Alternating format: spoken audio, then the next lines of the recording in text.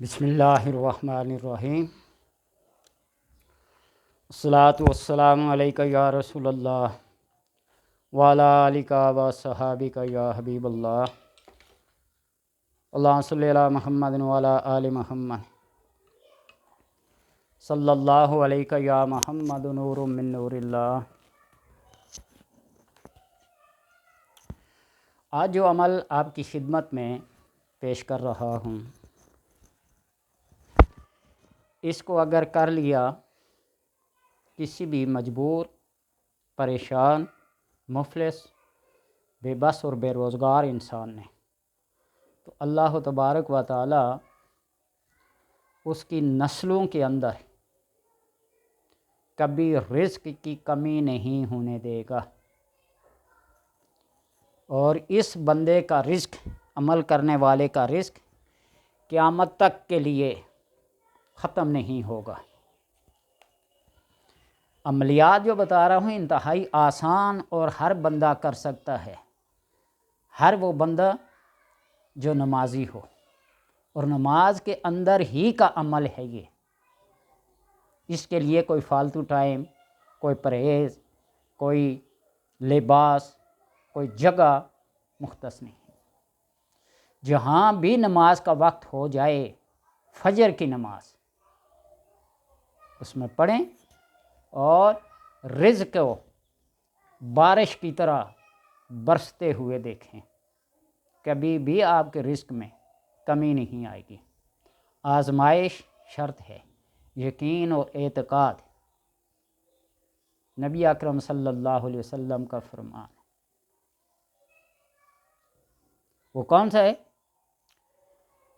صبح کی سنتوں میں دونوں سجدوں کے درمیان ہمیں تو جو نماز سکھائی گئی ہے، پڑھتے ہیں ہم، اس میں نہ رکوع سے اٹھتے وقت سمیع اللہ لمن حمدہ ربنا لک الحمد، بس اتنا کہتے ہیں۔ جب ربنا لک الحمد کہتے ہیں تو اس کے ساتھ 2-3 الفاظ کا اضافہ کر دیں، حمدن کثیرن طیبن مبارکن،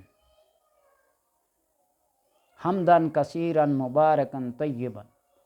ان 4 لفظوں کے اضافے سے 30 فرشتے اس کے ثواب کو لکھنے کے لیے لپک پڑتے ہیں،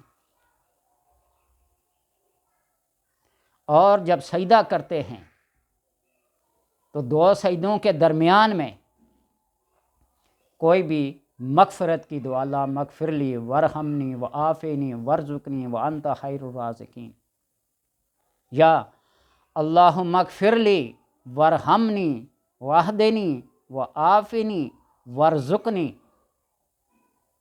ایسے الفاظ جو عافیت پہ، مغفرت پہ، رزق پہ، ہدایت پہ مبنی ہوں۔ 3-4 لفظ آپ اس کو پڑھ لیں، پھر دوبارہ سجدہ کریں، یعنی 2 سجدوں کے درمیان میں پڑھنا ہے، اللہم اغفر لی ورحمنی، اللہ مجھے بخش دے، ورحمنی اور رحم فرما مجھ پر، واہدنی اور مجھے ہدایت دے، وعافنی اور مجھے عافیت بخش، وارزقنی اور مجھے رزق سے نواز۔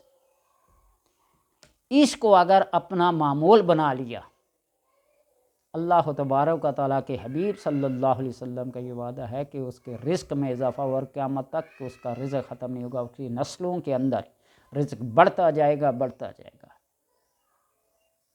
وہ مشکل کام نہیں ہے، نماز تو ویسے ہی پڑھنی ہے، یہ عادت بنا لیں، رکوع سے اٹھتے وقت، سجدے 2 سجدوں کے درمیان میں ایسی دعاؤں کا اہتمام کرنا۔ اللہ تبارک و تعالی اپنی وسعت کے مطابق، وہ اپنی گنجائش کے مطابق، طاقت اور قدرت کے مطابق عطا کرتا ہے، اور بندہ اپنی استطاعت کے مطابق طلب کرتا ہے۔ کہاں بندہ کہاں خدا، کہاں رازق کہاں مرزوق، کہاں خالق کہاں مخلوق،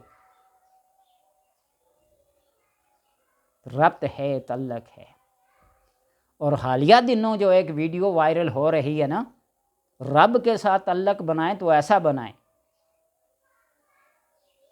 اللہ کسی بھی بندے کو جب اپنا مقبول بناتا ہے، اپنا محبوب بناتا ہے، تو وہ جبریل کو کہتا ہے، جبریل جاؤ فلاں بندے کو میں دوست رکھوں، تم بھی لوگوں میں اعلان کر دو کہ اللہ کے محبوب بندے کے ساتھ تم بھی محبت کرو۔ اور جب اللہ کسی سے نفرت کرتا ہے تو جبریل کو حکم دیتا ہے یہ میرا انتہائی ناپسندیدہ بندہ ہے، تم بھی اس کو ناپسند کرو۔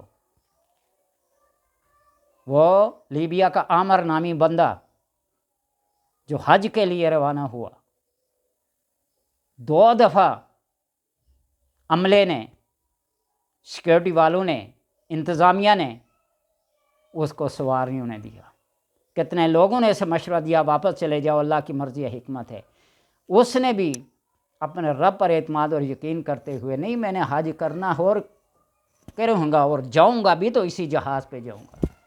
2 دفعہ جہاز فضا سے واپس ایئرپورٹ پہ، اور تیسری مرتبہ اس پائلٹ نے بھی کہا جب تک کہ عامر کو لے کے نہیں جاؤں گا جہاز نہیں اڑاؤں گا۔ وہ حدیث ہے نا، اللہ تبارک و تعالی فرماتے ہیں حبیب صلی اللہ علیہ وسلم کہ بندہ جب کسی اپنی بات پہ قسم کھا لیتا ہے تو اللہ تبارک و تعالی ضرور اس کی قسم کو پورا کرواتا ہے اور کرتا ہے۔ تو اس لیے آپ یہ معمول بنا لیں اور اللہ کے ساتھ ایسا ربط اور ایسا تعلق بنا لیں، خدا خود بندے سے پوچھے بتا تیری رضا کیا ہے۔ اللہ تبارک و تعالی سے دعا ہے کہ ہمیں یہ چھوٹے چھوٹے عمل کرنے کی توفیق عطا فرمائے جو اس کی بارگاہ میں مقبول اور مبرور ہوں۔ 2 سنتوں کے 2 سجدوں کے درمیان، صبح کی 2 سنتوں کے دونوں سجدوں کے درمیان آپ نے یہ دعا پڑھنی ہے ایک دفعہ، اللہ مغفر لی ورحمنی وعافنی واہدنی ورزقنی، آگے کہہ دے وانتا خیر الرازقین۔ اللہ تبارک و تعالیٰ قیامت تک کے لیے تمہارے رزق میں کمی نہیں ہونے دے گا۔